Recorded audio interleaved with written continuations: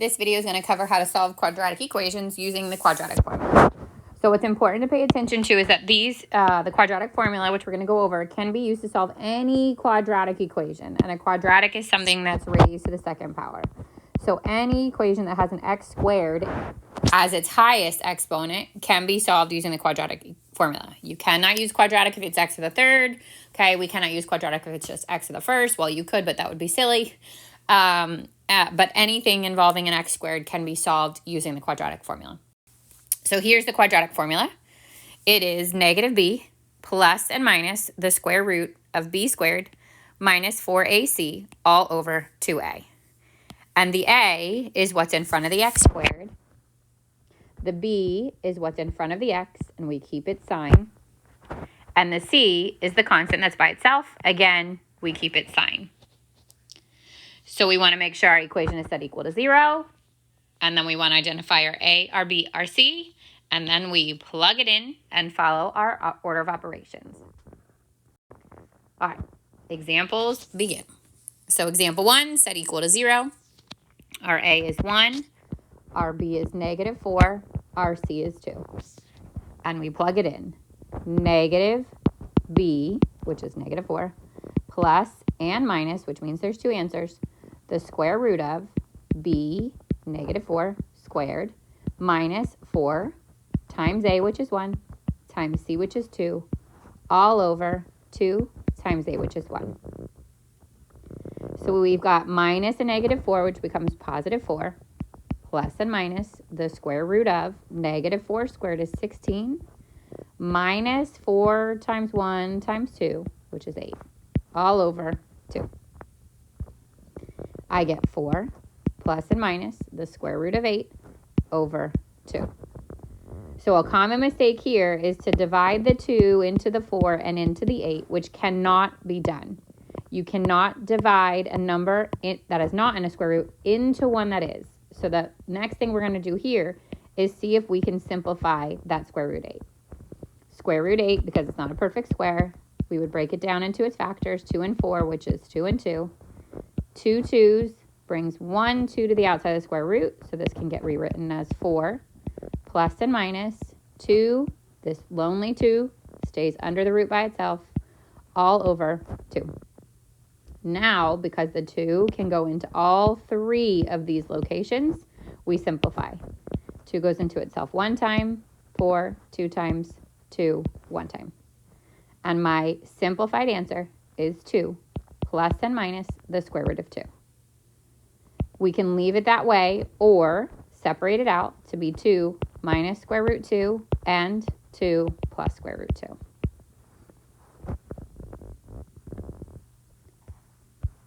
All right, moving on to 2. A is 1.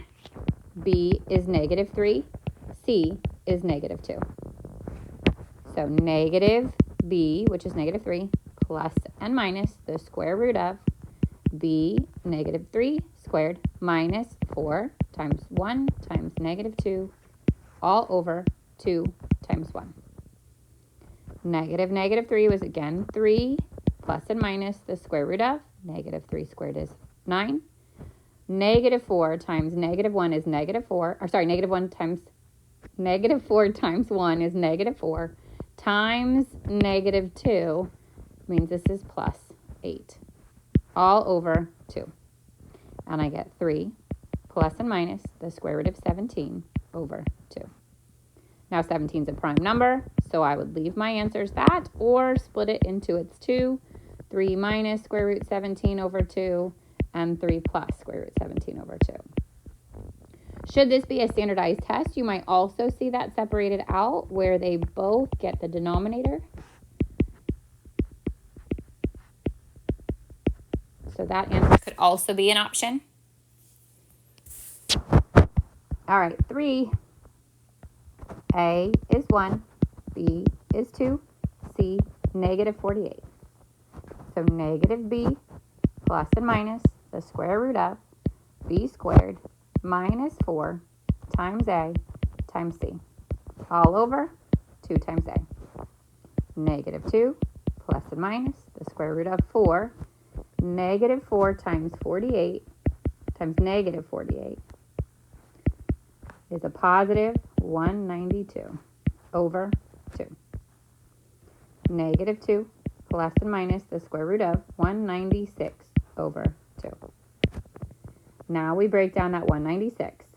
So 2 goes into it 98 times. 2 goes into that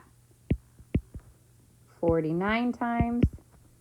And 49 is 7 times 7.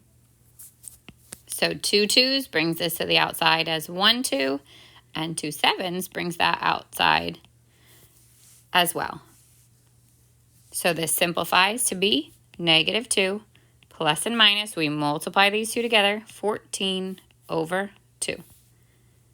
The square root of 196, if you did already know it, is 14, and that could have saved us that work, but if you don't know it, then you just break it down. Okay, so then this means there's two answers. Negative 2 minus 14 over 2, negative 2 plus 14 over 2. Negative 16 over 2, which is negative 8, and 12 over 2, which is 6. So this time we were able to go further because that square root was a perfect square. It's important to note that all of these could be checked, obviously some easier than others, by taking those answers and plugging them back in. So if I had plugged in negative 8 and positive 6, I could have gotten that would get, the left side should balance to the right side, which would give you 0. Obviously not as easy when there's square roots in here, but it can be done. Okay, last set of examples. So go to 4. A is 3, B is 11, C is 6.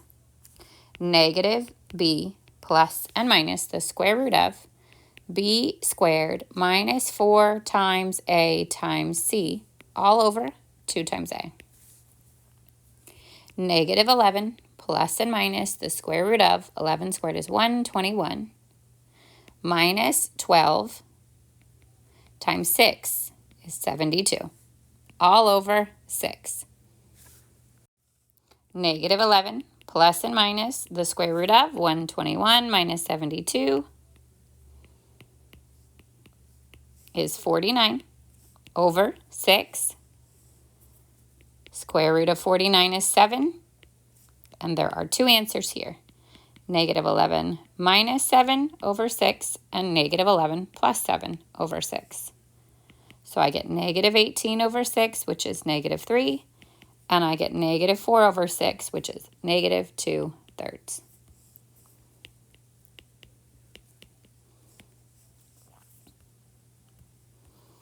Okay, last example is A is 1, B is 14, and C is 36. So negative B plus and minus the square root of B squared minus 4 times A times C all over 2 times A.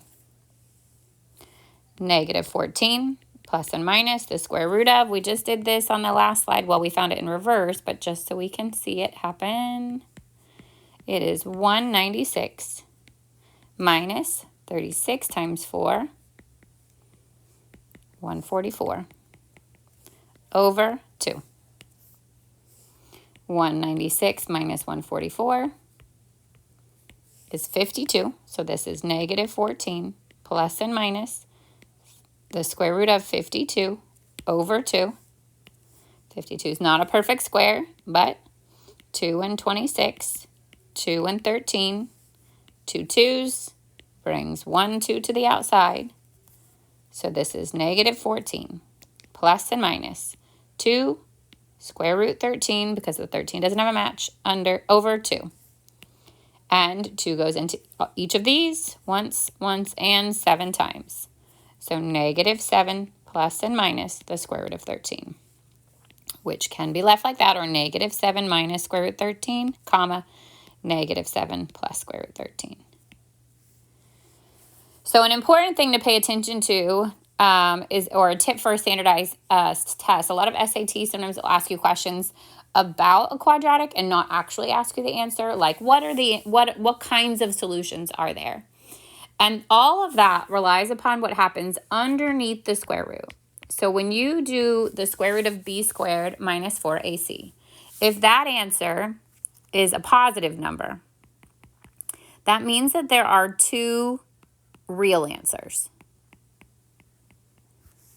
So in a case like that, which would be both of these, in both of these cases, we got positive numbers underneath our square root, and that led to two answers. If that answer is a negative number, then that means there are two non-real answers. So if underneath my square root I got something like negative 16, that's not a real number. So at this point, we would just say no real solution. But eventually you'll learn about complex numbers, which is like an imaginary number, and you'll be able to answer that. For now, we would just say no solution. No real solution. And then the last one is if that number underneath the square root is 0. And if that number is underneath the square root is 0, when we get to the point where we're doing the b, negative b, plus or minus 0, it would be the same number, which means there's only one real answer. All right, I hope that helps review the quadratic formula and gives you an SAT tip. Thanks for watching.